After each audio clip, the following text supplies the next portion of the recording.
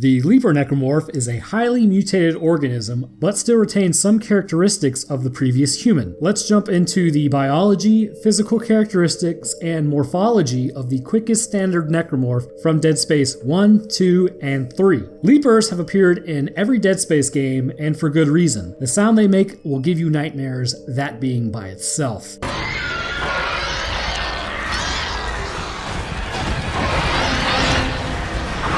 But luckily there's more. They also possess a long tail that aids in their hunting, which allows them to leap vast distances towards their prey, grabbing onto them and granting them a swift death. But it's not just the leaping you have to worry about. They have powerful upper bodies that can be used to knock down anybody and then climb on top of that person. Even for the most stubborn person who wants to stay vertical, the Leaper also possesses a razor-sharp tail. Leapers are made from a single human corpse, but they have been modified to give them greater agility and mobility than possible with the standard human frame. The muscles in the upper arm have been increased in size and become more developed to give the creature sturdy running abilities. But it has also granted them climbing abilities as well. The fingers have developed into claws that can be used to keep them onto walls and ceilings. These claws can also be used to slash at humans, cutting them and delimbing them in some cases. The thumbs of the hand appear to have been twisted backwards to create another point of contact, giving the Leaper what appears to be like animal paws. The ridges of the vertebrae have also been lengthened to protect the back of the creature, ensuring that nobody is going to be jumping on it unless they want a face full of spine. The spine has also been shaped in a way that aids the Leaper in running and jumping by keeping the bone out of the way of the shoulder blades. The legs are not even remotely present in their human form anymore. The muscle and the bone almost appears to have been melted down into their original components and restructured or fused together to form the tail of the creature. This has created a single limb that has formed into an agile, strong, and whip-like tail that is able to contract and coil as well, so that it can lash out like a snake biting, or really almost like a scorpion tail. But what would this tail be without its main offensive weapon? Tipped with a sharp, bony barb, the creature is able to stab at any approaching human. The bone is reinforced to the point that even when it strikes metal, this barb will not snap, which is bad news for anyone without armor because the barb will go straight into you and pull out anything it touches when the tail retracts, and this is going to quickly kill any person from shock and blood loss. Also, the distinct lack of lungs or organs or anything like that, they're apparently very necessary to survival. The tail serves another purpose. Seeing as it is two legs formed into one tail, it still possesses a lot of muscle that the legs used to possess. And if you know anything about leg muscles, they're very, very strong. Even if you do not lift, you can still basically push a lot more weight than what your body is. In fact, fun fact, I know this has more to do with bones, but the muscles actually absorb the impact. I believe if you fall like a foot, it's technically almost like a couple thousand pounds on your legs. So that should tell you what your legs are designed to do and how strong they actually are. But this muscle has given the Leaper the ability to, wait for it, leap vast distances. Not only is it able to use its tail as a stabilizing factor when leaping, as in the air, it also provides a counterbalance so that it can precisely land. The skull and the face region appear to have been separated at the joints at the neck, moving the head forward to a more parallel orientation. The reason why humans were able to develop such large brains and heads relative to body size is that our skulls sit on our spine. This means less muscle is needed in the neck region to support the head and keep it stabilized. Whereas if you take like a dog or a cat with the head being held up by the neck, this has impeded their brain size and their skull cannot be too large, as this would risk straining the neck and bones long term. But with the Leaper, the human form has somewhat regressed, and it appears that the spine now supports a forward-facing head at the back of the skull rather than at the base of the skull. The jaws have become massively mutated. The upper set of teeth are now completely gone, along with most of the flesh of the mouth all the way back to the throat. The body has been twisted into a new form with multiple appendages jutting out from the face. These sharp, bony fangs encompass the upper and lower portions of the jaw. In the lower jaw, it is split into two mandibles that sit with knife-like fangs. In Dead Space 1 and 2, the jaws appear to have been bones formed from the skull, and the chest is enclosed. In Dead Space 3, however, the fangs appear more to be like fingers, and also there are two rib cages that can be seen in the body, and also multiple arms attached to this creature. This indicates that the Leapers in Dead Space 3 are actually made up of multiple corpses rather than a single body, which we see in Dead Space 1 and 2. Almost strangely, the Leapers appear to be the best adapted to zero-G environments. Able to leap and run as well as attach themselves to surfaces, they have little issue navigating and hunting prey. In fact, they are even quicker in these environments as there is no gravity to slow them down. Leapers also like to hunt and scout. They will use the vents in inaccessible areas to watch prey, almost sniffing them out. This also means that they can really jump out of nowhere, and they lurk in dark corners of large rooms to attack unsuspecting humans. There exists some enhanced forms of the Leaper that are obviously going to be much tougher and stronger than their lighter colored brothers. They are dark and possess red glowing eyes,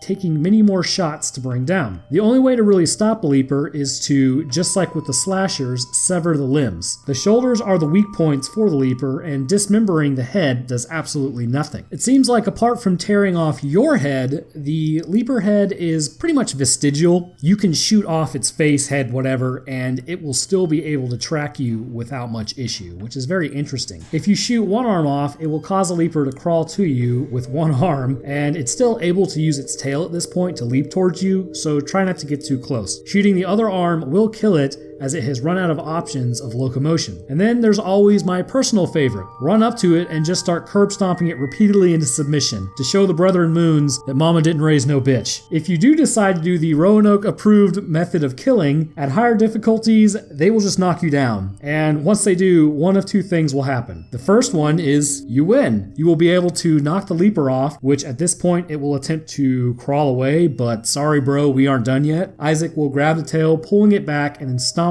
on its head, crushing it, and then completely beheading it. The other option is a little more gruesome. All the while, the Leaper will be trying to affix Isaac's head in between its jaws. When it finally succeeds, it will pull its head backwards and use its arms to push Isaac down. This will rip the head off, armor or not. So option one is probably way better. If you are low enough health and the Leaper attacks or strikes you, the claws will dismember anything that it touches. I have a theory as to why there is a Leaper form as well. And as usual, it goes back to genetics. There are people out there that really enjoy lifting at the gym and may actually find it easier to gain muscle mass in their upper body rather than their lower body. In fact, just as a little anecdotal evidence, I used to play football and there was a guy I knew who could squat around 500 pounds, but his calves were the size of like somebody's forearm. It was really strange. But anyways, this says to me that there is a genetic predisposition towards gains in the arms and shoulders, which would mean that the upper body was more capable of supporting the entire body of this creature, rather than say somebody smaller who's more evenly distributed muscle mass. They would not be as capable of supporting their entire body with their upper body,